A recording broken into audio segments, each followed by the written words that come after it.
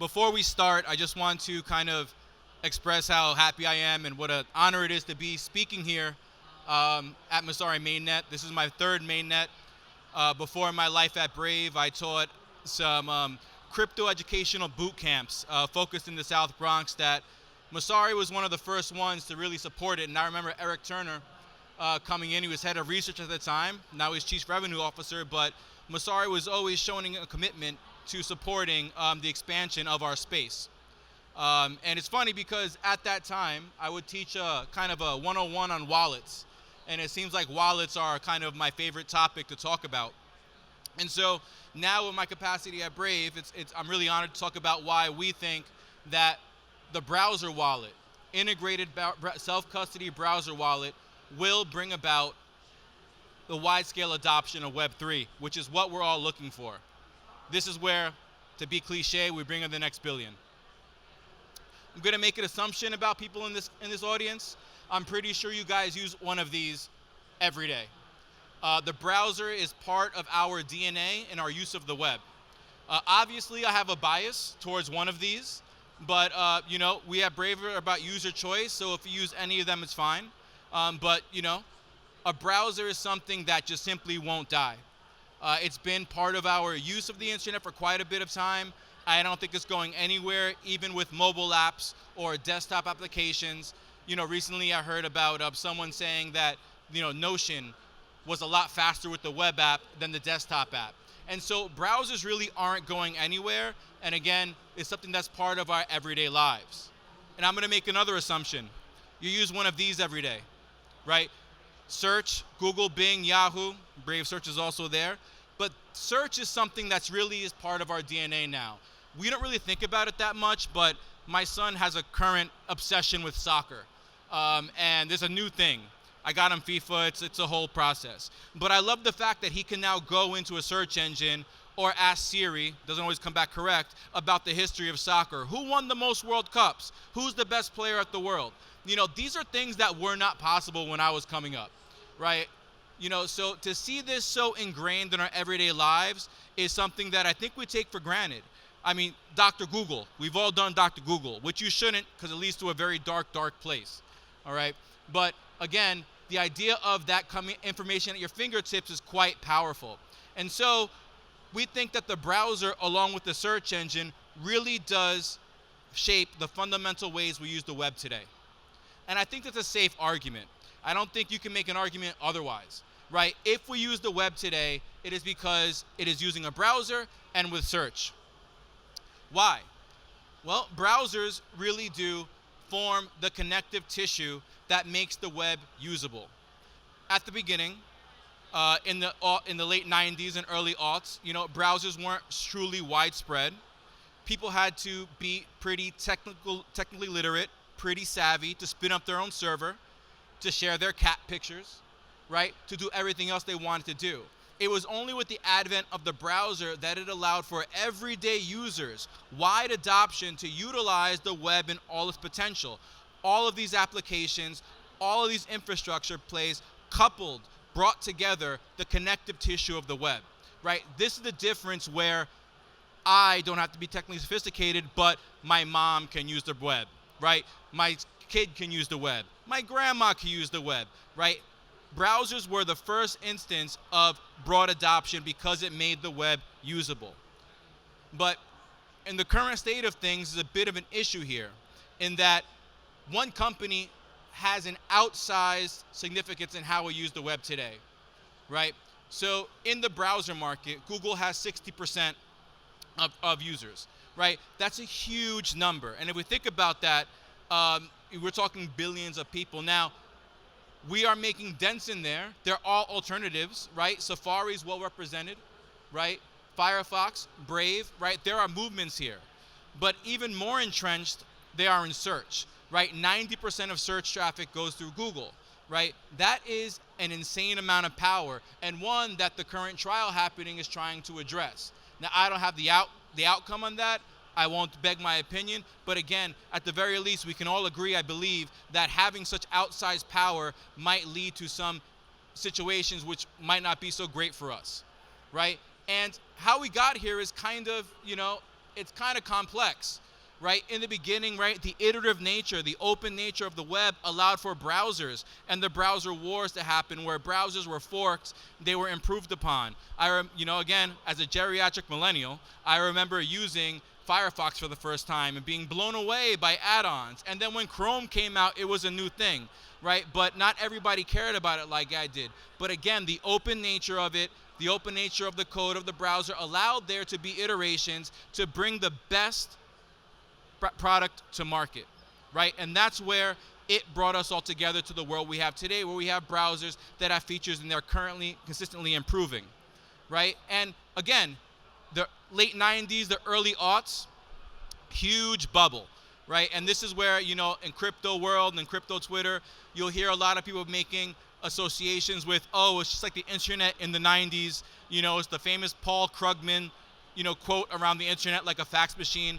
They make this connection between the state of the internet then and the state of crypto now. And while I do agree to some extent with that notion, what I do know is that this bubble, like all bubbles, shown capital looking for outsized gains. And that capital invested in infrastructure and invested in laying the groundwork for the web that we have today that brought us from this to this, right? I was going to put a slide of Chris Dixon's really good distillation of Web 1 read, Web 2 read write, and then Web 3 read write own. I'm assuming you're all familiar with it, so I didn't. But again, you can't argue the fact that with the investments that were done during the internet bubble of the 90s, we're able to have the actual internet that we utilize and enjoy for the most part today, right? And so while it was a bubble and it was destructive and did come with a cost, there was a benefit.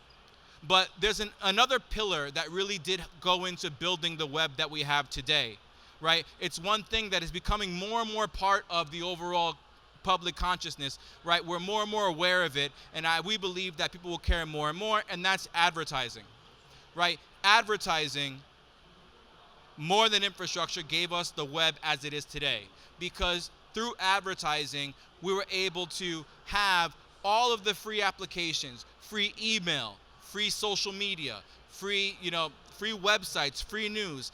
Everything that we consume has been free because it is subsidized by advertising. But there's no free lunch. We don't do this for free, nor do they, right? This has created the behemoth trillion-dollar companies that we have today, and amongst these thousands of companies that are there to support it, right? These are thousands upon thousands of companies whose sole purpose is to buy, sell, and collect our data for the sole purpose of selling us new things, right? If you use social media, if you use the web, they have a profile on you, they collect your data unless you're really savvy in knowing how well to protect yourself, right? And this system, even though we're becoming more aware, is not really going anywhere, all right? Digital ad spending is still increasing, right? It's still billions upon billions of dollars, because why? It does have returns. People do buy more with these ads, but at what cost, right? So it's currently the idea that if it's free, you are the product. And while this is true, we can see with the popularity of sites like TikTok and such, that while people might understand it, they don't generally feel it. And so if they don't feel it, they're actually not going to make the changes that will protect them more. And so advertising has concentrated digital business so that revenue is really only with a handful of companies. I mentioned Google again, but then we'll put Facebook or Meta, right? Alibaba, Amazon, all of these companies have an outsized influence in our life. But, it didn't have to be that way, right? So I came across this quote by Mark Andreessen that one of the things they didn't think about when building the browser within Netscape were microtransactions. And we think about the possibility, what it could have actually been had there been an alternative revenue model to the web. Now, I understand that there was most likely at the time, we're talking the late 90s, early 2000s at this point, limitations towards what you could do, right? If there was a time, if you remember, where using a credit card on the web was not something that people were very comfortable with. It took a lot of work for people to gain that trust, right? I recently saw on Twitter the other day, there was a video about how people were blown away using a credit card at Burger King 30 years ago. Now, for some of you, that's the 1990s. For me, that's more like the 50s in terms of my mind. Okay, so it's not that long ago. I was driving already, So to think about how fast we've moved to this new world, It's pretty crazy. And while Mark Andreessen did speak about the possibility there, that's the thing about the world and the web. It's always new. It doesn't have to be this way, right? And we believe at Brave that the new era of the web, the user-first web, is what is going to bring about the situation where we, the people, you, me, everyone else, are the focus here. We get the value, not a handful of companies, right? And Web3 is a big part of that, all right? This is where self-custody, control, it's all about user control and custody and all of the possibilities that come about with that control, right? And these are things that I won't speculate to know what will come in the future, but again, the situation is now one where it is right? Everything is right. Everything is aligning, and we really can build the user-first web. But for the user-first web, to access anything in crypto, to transact in a blockchain, what do you need? You need a wallet, right? Again, this is why wallets are my favorite poise, because really it condenses, distills everything. A wallet is the most important piece of software for you to use crypto. Right? That's the bottom line. No matter what you want to do, even going back, if you want to use a transaction, if you want to send a transaction, you want to buy an NFT, you want to stake, you want to use DeFi, you want to do anything else they're going to come up with during this bear market, you need a wallet, right? And so you see that right now, there are a number of different wallets that you can use and choose from, and I hope you use all of them, right? Brave is about user choice. But the thing about it is that there's a reason why more and more companies are bringing up wallets, because they recognize that the wallet is the future of Web3, right? And it's something that I always do come back to, because if you can manipulate and you can utilize a wallet effectively, then you can take advantage of the world that if you're here at Mainnet during this market, you guys see too, right? And I always go back, and I love this quote. I've talked about it in many a different presentation about a wallet is not a wallet, it's a keychain. Right? Andreas Antonopoulos is a great educator, and this is what really gave me that actual ability to make that mental leap of what a wallet actually is. I've had a ledger for so long. I remember when I first bought my ledger, I thought, wait, so this is a flimsy piece of plastic that looks like a USB drive. So do I have to transfer my crypto to another one in 5 years? What happens if it breaks? I hadn't made that mental leap yet to understand that it's about the recovery phrase, and that really what it has are your private keys. And that as long as my recovery phrase is secure, I can buy the Ledger Nano 50 plus X, whatever it comes out in 30 years, and my crypto will still be accessible because I have that recovery phrase, right? And so a keychain is more apt because it's all about access. And again, to bring it back to this idea around wide adoption, we want to make access easy. Right? The same way that Brave makes privacy easy by default. It has to be by default. You can't have more steps, right? Keys are where it's at. And then suddenly, if you frame it with a keychain, then people can have a better sense of exactly what they can and cannot do, right? And Apple recognizes this, right? They put the word keychain within their password and keychain manager. Why? Because it's not only for your passwords, it's for your credit card information, it's for your identification, anything else you can save digitally and securely, right? Apple's really good on privacy. We all know why. Their revenue doesn't really depend on software. It's in hardware so they can afford, but you can see that it lines up here, right? And so to think, again, about wide adoption of Web3, what brings the next billion? Right, we already have billions of browser users. There will be more and more browser users. And so alongside of search and the browser, we think the wallet is the third emergent fundamental browser feature alongside basic navigation and search that will bring about the wide adoption of Web3. There is no other way. You have to make it easy. Every single one of you is very technically savvy, I'm sure. You know how to use a wallet. You trial and error. You make the mistakes. This isn't easy. We have to make it easy, right? We're aware of this. We see how it is today, right? We see that every wallet right now is either an extension or a mobile app with a wallet, right? This is a dominant form factor, and we've all seen the development here. Again, this is seeing development from back in Ether Delta, right? Trading ICOs and shitcoins back in the day to Uniswap and what it is today. Think about the jump that has happened in 6 years and where it can go from there if we make it part of it, right? So here you have embedded not only your browser, which we've established allows you to access the web, along with search, which allows you to access information on the web. Now you also have the wallet, right? All together, all bundled, making Web3 default, right? Making Web3 default is what will bring the billions that we are all talking about and we want to bring in. And so just like that, browsers, Web3 specialty browsers, will help connect the users to the protocols seamlessly. And that's what we need to do, right? And so it's a matter of access, usability, of ease. But again, you might say, well, I use MetaMask, I use Phantom, I use whatever else. Fine and good, right? You should. But we're not talking about you. We're talking about everybody else, all right? Everybody else, they don't know what to choose. They don't know what to use. But I'll tell you one thing, they're using a browser. But why should you trust a browser? Well, very simply, extensions lack the scope and scale that browsers have with defining the end-to-end user experience. And this is something that, one of the reasons why Brave chose a browser as the main product, because you're able to have that control, right? You want to be able to put these protections in. You want to be able to help the user have privacy by default. Those that are not sophisticated enough to be like, well, I can just use Firefox, uBlock Origin, and have other ad blockers. Yes, you can. But not everybody's going to do that. They don't understand. Having a browser wallet allows it to be done by default, right? There are fewer steps in onboarding. There are no extra installations. It just works, right? We need it to just work, right? It complements browser features, IPFS domain resolution, right? Unstoppable domains, ENS, SNS, all there. Everything that we have or that we're building right now, right? It avoids collisions with other extensions.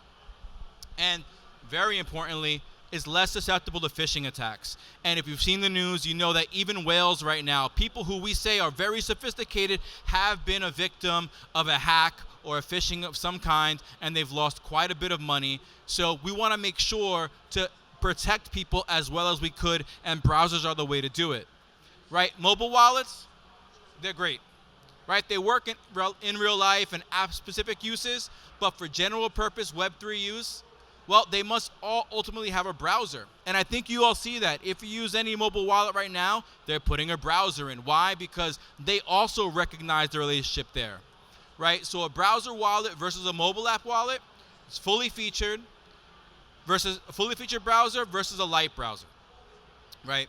So light browsers, again, don't carry the same privacy security controls. So you are less protected. We want to avoid that. Browsers are on every device already by default. Again, reducing steps to onboarding. You don't want to make them look for another app. And, app wallets, just browsers, they don't know it yet, right? And I think, again, this is where it's going. And as Web3 evolves, that's where it will go. So the web as we know it will change as the wallet becomes more and more ubiquitous, right? And again, this is taking advantage of what's happening tomorrow, not today. Because all of the developments that are happening, everything that's occurring now, you need a wallet to access it. You're going to have a wallet to use it. And so imagine how great to have an integrated multi-chain wallet for you to experiment and take advantage of all of the myriad of tools and products that are being built today, right? Imagine being able to just go into your browser, utilize Solana Pay, and everything's saved right there and just pay. It's completely seamless, right? Do you want to go to a second app? I don't. I want to make sure things are easy, okay? Brave Talk has a new feature that does support Ethereum mainnet. I believe also Polygon, definitely Solana, for token-gated calls, right? You can't do this in a wallet. You cannot do this in an extension. This is something that the browser can only afford the user in terms of privacy, protections, and features. Right? So you can, I'm pretty sure, I'm not going to ask for a raise of hands, but we're probably all part of NFT communities, right? And so you can maybe use Brave Talk with a token-gated talk, which we have every week. We have our all hands, about 200 people on Brave Talk, no problem. I'd rather have that ability than use the chaos that is Discord, right? Brave Talk allows you to use that. And so communities can now have a way to communicate privately with encryption. These are things that are simply not possible in an extension wallet, right? better pricing, like websites as we are here, right? Let's say they go away. Let's say something happens and OpenSea is no longer available through traditional hosting. Well, advances in decentralized storage allows for IPFS domain resolution directly in the browser. You can't do that in an extension, right? Or if you can, it's not going to be easy. This, again, makes it easy. Make fewer steps, make sure people can use it, and they will use it if it's attractive, right? Skiff is one of my favorite products. I love the fact that I can utilize sign-in on Skiff with my wallet. And not only Brave Wallet, they have a lot of different features. I recommend trying it out if you haven't had a chance.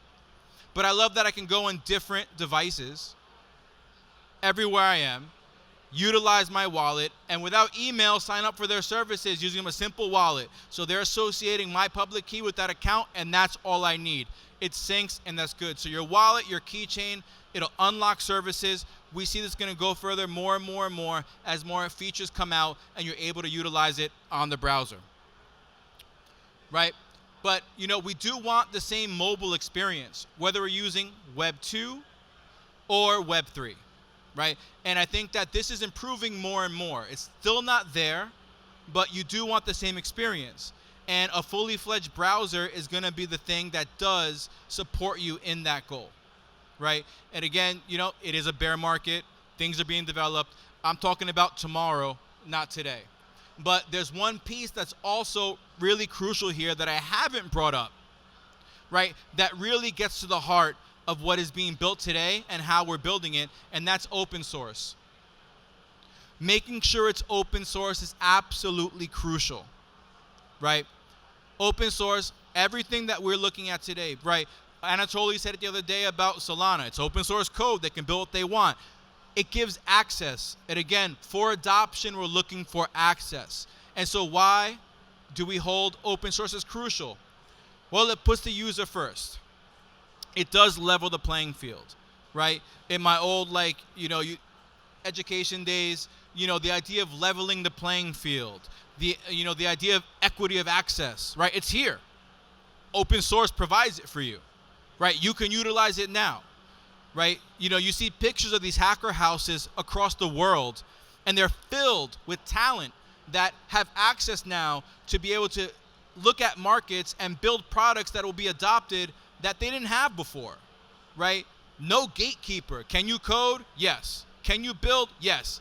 Go ahead and build, right? And now this idea of access is really leveling the playing field for a lot of people. So open source allows the free market to allow people to create and people to use, right? It builds trust, right? If it's open source, it makes software auditable by anyone, anywhere, so they can feel safe using it. I am not technically sophisticated enough to audit anything, but I do know this. There are many of you who that are sitting there waiting to see if any project tries to pull something, and then there the code is, they're going to say it, and they're going to scream from the rafters, look what they're trying to prove. Look what they're trying to pull, right? So if it's open source, it's more of a can't do evil versus won't do evil, right? So open source is crucial because the trust is there. And again, bringing back the trust to the user needs to trust it so they can use it. It also prevents vendor lock-in, right? It leaves the path to forks open, right? Forks are an integral part of this whole space. This is what we have. This is what we use. And, again, things can be created. There's no permission here. There's no reason to need anything. If people can build, and they should build, they will, right? And it's on them to expose it to us and for us to use it, right? So again, there's a freedom here. There's a leveling of playing field. It's all about access, and part of that also is the fact that it's very much collaborative, right? And collaboration is really what we're all trying to do, right? This is the power of blockchains. This is the power of everything that is being created here, is the sense that right now, at its heart, communities have a way to form and function, communicate, have and build and establish trust that simply was not possible before, right? And sincerely, this is really like the kind of emotional piece of this, where it does bring together the whole world, in a sense, to build a gigantic network that can transact value, information, without gatekeepers, without anybody taking value. We have self-custody, we have the wallets, and I gotta say that, I'm very excited given from when we started. I started in 2014, so I've seen quite a bit happen to where we're going. And so, the bottom line is that the user-first web built with open source software that simplifies secure and private navigation, search, and self-custody for anyone will bring the wider adoption of Web3. And again, I don't know what's going to be developed. It's impossible for me to keep up. I try my best. But what I do know is that whatever is created, whatever we use in the future and what the next generation will use in blockchains, they're going to need a wallet. And it's better to use a browser wallet for a better experience of protection, right? So I'm excited to see what happens, and I'll be there tinkering and using a wallet. Thank you very much.